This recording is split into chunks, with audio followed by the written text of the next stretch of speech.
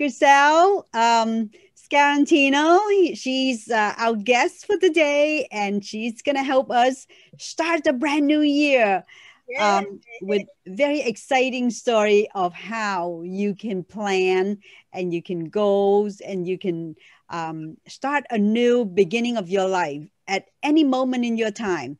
And I'm so excited. She is another one of the former refugee like we did, like Sarah and I did. So we are in the same boat. So we're really happy to have Giselle with us. Except Grisel is a second generation. Well, seem different. I mean, I'm sure she witnessed a lot of things that her parents went through. Right. Yeah. Oh, actually, I'm hot. Whoa. I am going to take that off. So we're going to start the program just like we did all this times. We're going to give you a little tidbits about our story, and then we're going to have our guest coming in and introduce herself and talk to us. So we're going to start with Sarah, and I'm sure Sarah's going to go something completely different this year. Well, you wish, right? You wish that I would go around, but It's okay. It's all right. Consistency is sometimes is good. all right. Good afternoon, everyone. It's so wonderful to be here again. Oh, I don't know why. For many of you who have not seen me or heard me talk, I don't know why it. Let me turn on one more light. Maybe it's Yeah, the lighting is a little overpowering. yeah, I don't know. But anyway, back to me. I'm Sarah. I grew up in Cambodia. My life started out beautiful. I was born and raised in the countryside as the farmer's kid until I grew up and graduated from high school. I got a chance to go to college. And guess what? College is far away from the farm area. So I went. That's the first time I ever be away from my family. And during those time, horrible thing happened. You would never you would never guess what happened. But a lot of you remember there's a killing fields in Cambodia. And that's what it happened when I was in college, when I was away from the family and the communists took over our country and they turned our country upside down. They basically destroyed everything. Destroy our life, destroy the structure of the country, and I suffer. I struggle through the system, but I miss my family so badly. I could not go back home. During those times of struggling, my love for my family is the only thing that sustained me. Because without my love for them, I probably did not have a strength to fight. There are about 2 million people that did not make it. But I'm so grateful that I did. So once I survived that, I got a chance to escape from the communist group and escape from the country. That's why I'm here. That's good news, right? I'm here to share with you that, no matter how bad life is, you will make it if you want to. If you have a way to cope with adversity. So that's what most of my time when I have a time to speak, to share with people, I share the tip how you cope with adversity so that when things hit you like that, you can survive. And now this conversation is about thriving. So we will continue our conversation. So Lee, continue. Absolutely. Thank you, Sarah. We're going to try to make this short so we're going to have plenty of time for Giselle. So this is about beginnings, right? Everybody needs to run a beginning, because at some point our life ends because of atrocity, or because of things that we didn't plan.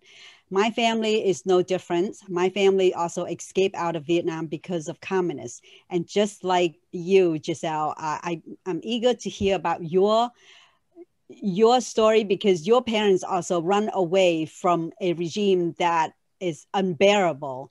And that's what my family did back into 1979. We also ran away from communists. Now, we took the sea route, which is very similar with Cubans that, just swim out to the ocean and not knowing that what's going to happen to us. But because we were so desperate for a new beginning, we were so desperate to establish something that it's humanity and freedoms and democracy. And that's what we did. And I have my story in my TEDx talk and my book on my webpage. If you want to go in there and dig a little bit about my background, it's leetran.com. I have a book on Amazon, and my talk and my book is all about, I did not miss the boat. I did not miss that opportunity to create a beginning. My parents didn't miss that opportunity to help me, to help their children create the new beginnings. And today, I think Grisel's is here to talk about the new beginnings of her family, of how her family established.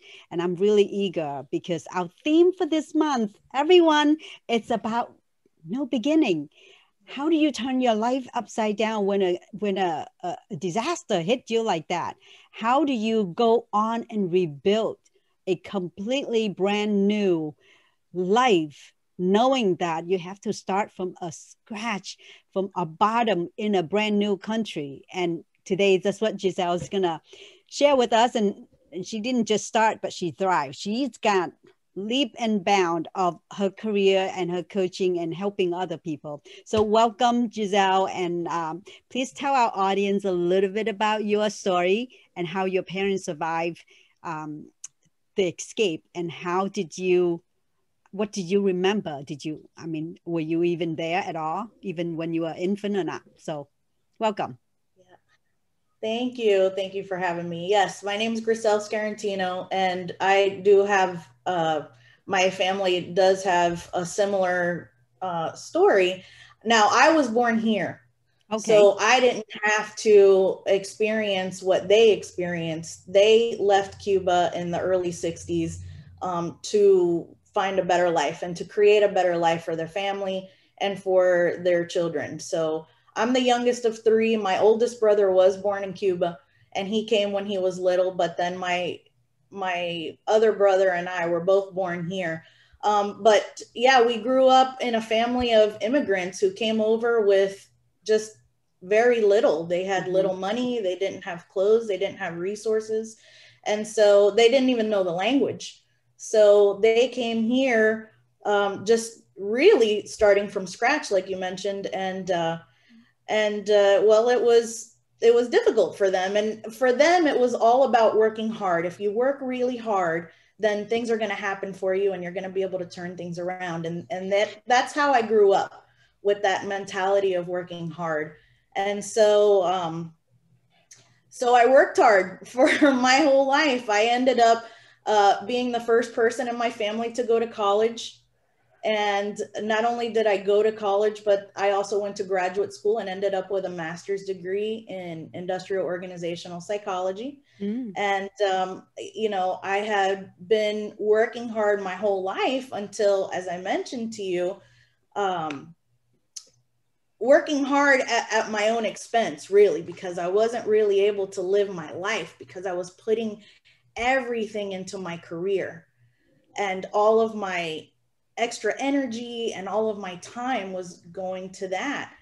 But then last year, I got hit with some really crazy news because I got diagnosed with a rare cancer. And I didn't know if I was going to make it, and neither did the doctors. Not enough research had been done on it to know kind of the course of how this thing plays out. And so that really made it so that I kind of stopped and looked at my life and what I was doing and what I wanted for my life. And that's where I made a pivot into what I'm doing now. So, you know, I'm so grateful to be here talking with you today, because I think that my story lends so well to what you all are talking about here, where, you know, how do you rebuild? How do you turn things around? How do you pivot when you are faced with a situation that seems insurmountable? What do you do, and how do you take control of yourself and of your life so that you're not just surviving, but you're thriving? And isn't it just funny? Isn't it just funny? It takes something devastating to give us that wake up call, right? I think, you know, for the longest time, I can totally relate with you, because working hard is every single refugees and immigrants' DNA. They know that they have the disadvantage at hands.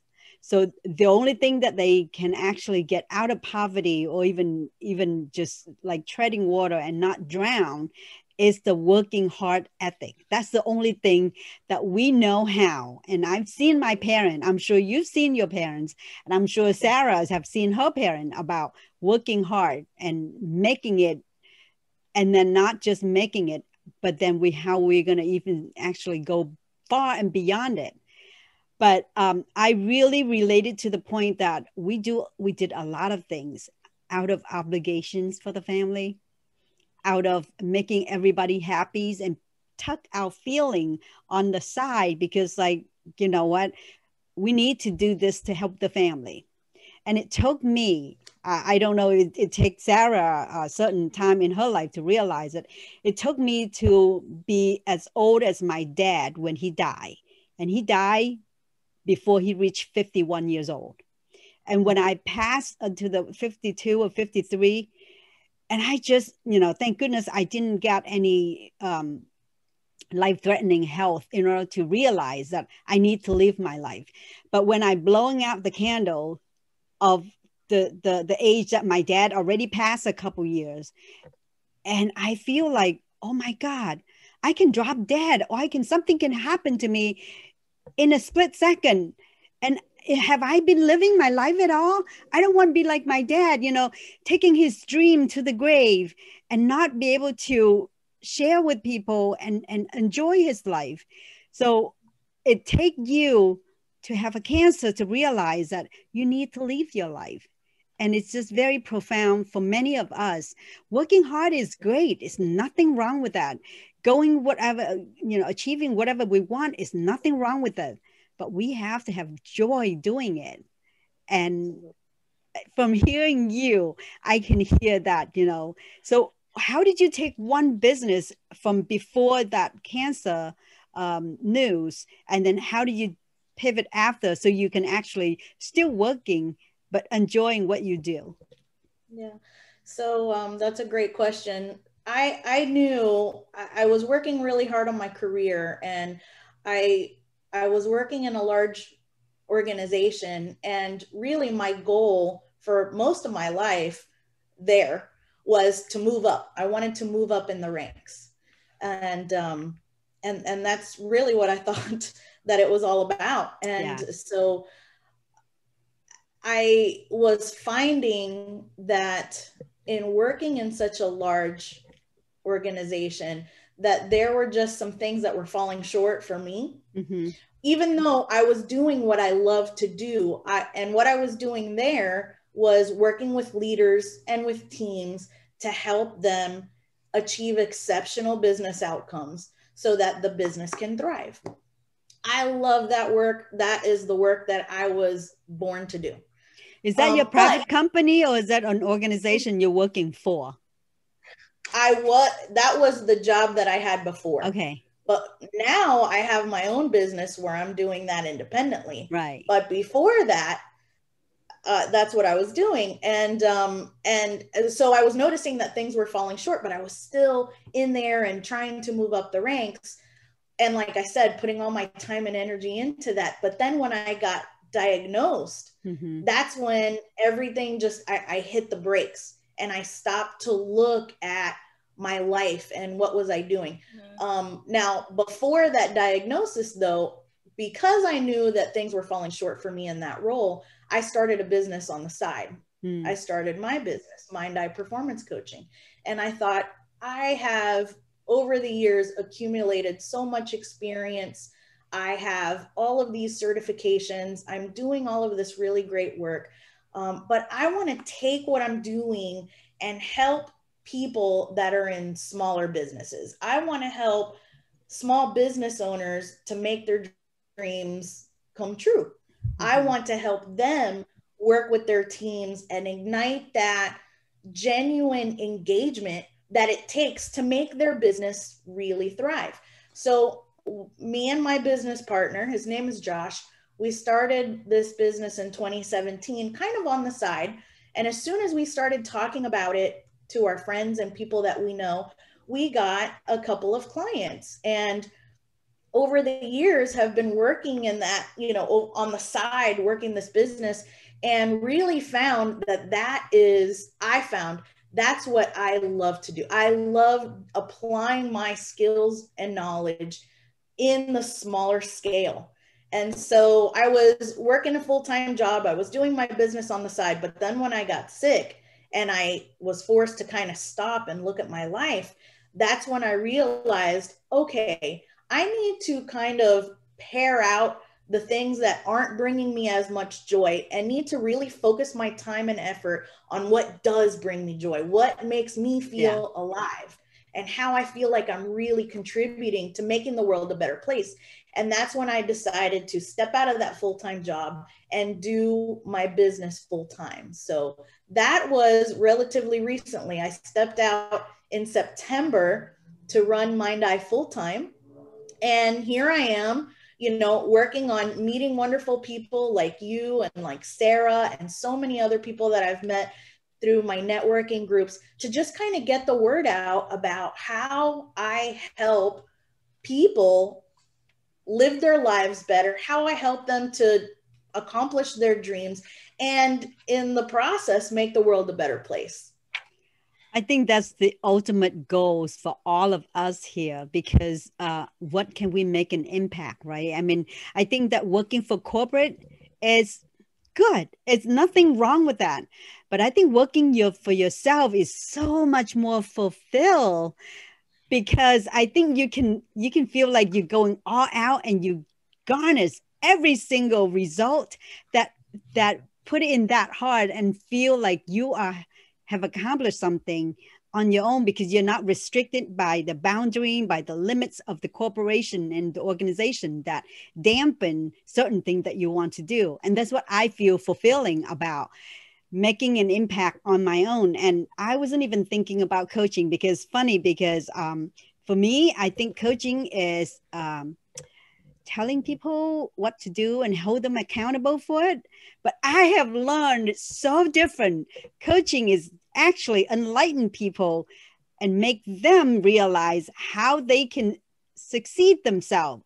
It's solving not the problem, but actually is helping the person, not solving the problem. And that was a big, bright light that I really enjoy, because you don't have to know a certain thing specifically in order to coach that. So I was like, wow, that is a new territory. And I applaud you for using that skill to help other people to succeed their dream. Now, is there so you do more of a personal coaching or more of an organization coaching? So the type of coaching that MindEye focuses on is on the performance of the organization. Okay. And by that, I mean how the teams are performing within that organization. Okay. So the employees are the most valuable asset of any business. And what they do or don't do is going to determine the success of that business. And the relationship that the leader has with the team is so important, because it impacts the performance of the team. So we are business and life coaches. And what we mean by that is that we work specifically with the leaders. with people that are in charge of managing teams, because we help them work on the relationship that they have with their employees and with their teams so that they can inspire their teams to do their very best work. And in order for a leader to be that type of leader that inspires their team in that way, sometimes there's some personal development topics that we need to address to help that happen, whether it's communication or how they handle themselves in the face of stress, and also how they deal with all of the differences that inherently come when you're dealing with different people. There are lots of differences. And so how do you deal with that? And not only deal with it, but how do you learn to see the beauty in that and leverage it so that people become committed to the success of the business? They become committed to following the leader themselves. And, how do we make all of that work for the success of the business? And so that's why we are business and life coaches, because we help the leaders with strategy, but also with the team dynamics and the relationships that they have with their employees. Awesome. Is there a particular industry or sector of the certain type of business that that you work in your niche or in general? That's a great question. So, no. The short answer is no. Because it applies to everyone, right? Every type of industry. It does. As long as the leaders are the experts in their industry and they really know the ins and outs of it. That's what we need to be able to work with them. So we leverage that knowledge that they already come with to help them create their strategies and to help them work with their teams better. Yeah, so I really start to understand the consultant hat and the coach hat are totally different. So you don't have to be an expert in certain type of industry in order to coach that, because that is the consultant's job, not the coach job. Right? Am I right? Absolutely. Yes. So you feel like you get a second chance for your life, right? I do feel like I have a second chance because I was able to really make a hard pivot into an area that I feel much more alive in. I feel like I have more control now, and I do.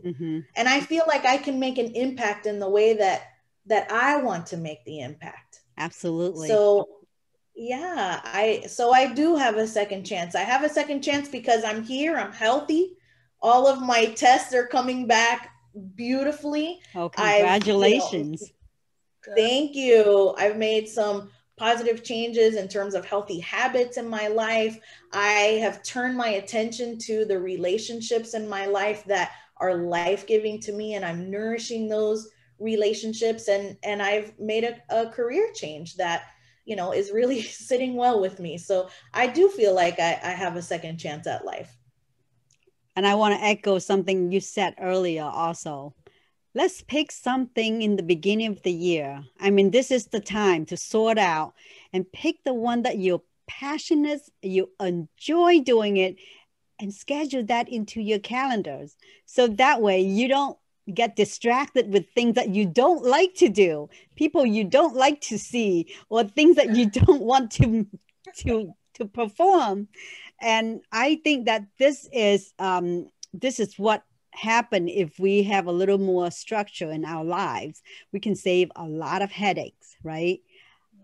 So if I would ask you that, what would be a good suggestion or advice that you can give to the audience about how they can reset this new year after a horrible year of 2020?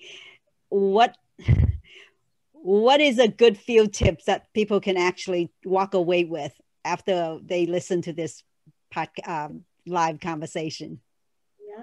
Yeah, that is a wonderful question. So I think that it's really important for people to address the different areas of their life that make us feel calm, at peace, and happy. Mm-hmm. And Sarah, I've heard you talk about this before. And when I heard you say that, I said, yes, I need to circle back with her about that. You have to make sure that you have your 4 quadrants of your life, the 4 big buckets of your life covered: your mind, body, spirit, and your heart. Mm-hmm. So your mind, you have to, what I would say is we all owe it to ourselves to hit the pause button for a moment. Carve out some time where you can just be alone with your thoughts and just breathe. And think about those 4 buckets, starting with your mind. What are those areas that make you feel like your brain is stimulated? What do you like to do that makes you feel like you're learning, like your brain is stimulated? That's your mind. Your body. Are you getting enough sleep? Are you eating appropriately? Are you exercising? What do you need to build into your life to help you nourish your physical health? Your spirit, whether you're religious or not, what helps you feel like you're in touch with what really makes you you? The unique and wonderful you. What do you need to do? Do you need to pray, meditate? What is that? And your relationships is the other category. Your relationships are what help us get through those hard times. They're what lift us up when we're down. What relationships are really meaningful to you? Write those down and make sure, like you said, Lee, that you're carving out the time to engage in those relationships, to give, to put into them, because relationships are like bank accounts. There's always a give and take. And sometimes we only reach out to people when we need to make a withdrawal from that bank account. But we got to make sure that we're also making deposits into those relationships. And so that's what I would say, is just to hit the pause button, take some time for yourself, think about those 4 quadrants, write them down, and then schedule time to make sure that you're building those things into your life. It's just so funny that I'm sure lots of us here are really into self-development. We hear all of this, but actually, do we actually take the time and just take one thing and do it, and not just keep hearing the same thing and know, I'm sure, I'm with you 100%. Like many people say, oh, I've heard that. But if you don't open your mind and listen with an intention about doing it, it's going to pass by. And then the next thing, a whole week is gone, a month is gone, and then the year is gone. Like we look back, like, what have we accomplished that year? So planting a tree 20 years ago would be ideal, right? But the better time is to do it now so you can have fruit in 5-10 years later. So I totally agree. And writing it down is super important, because sometimes we don't remember. And I've got notes everywhere that I just want to make sure that I don't forget what is my most number 1, number 2, number 3 goals. So this is all very valuable advices. And thank you so much for being here with us and to share your life journey and, things that have make you smile, so you can make the people around you smile. Because if we are grouchy, we can't make the next person to us smiling. That's right. And I love to listen to Sarah's laugh, because every time she laughed, I just feel like I need to get a big laugh, because, it's contagious. It's very contagious. So is there anything last thing that you want to tell our audience for the last minute that we are together here? Just that we're giving away a couple of free webinars right now. So if you go to our website, it's www.mindeyeperformance.com. You'll be able to see a couple of little videos there that are a little teaser. And we're giving away a free webinar for business coaching and another one for life coaching. And so it just talks about different topics. They're packed with actionable items that you can implement today to start making some positive changes in your life or in your business. So I invite you to visit www.mindeyeperformance.com for that. Okay, great. Yeah, I suggest that after we finish, you put the link at the bottom of our video in our group, so people can, you know, Absolutely. a lot of people cannot watch us live here. So when they watch the replay, they can see the link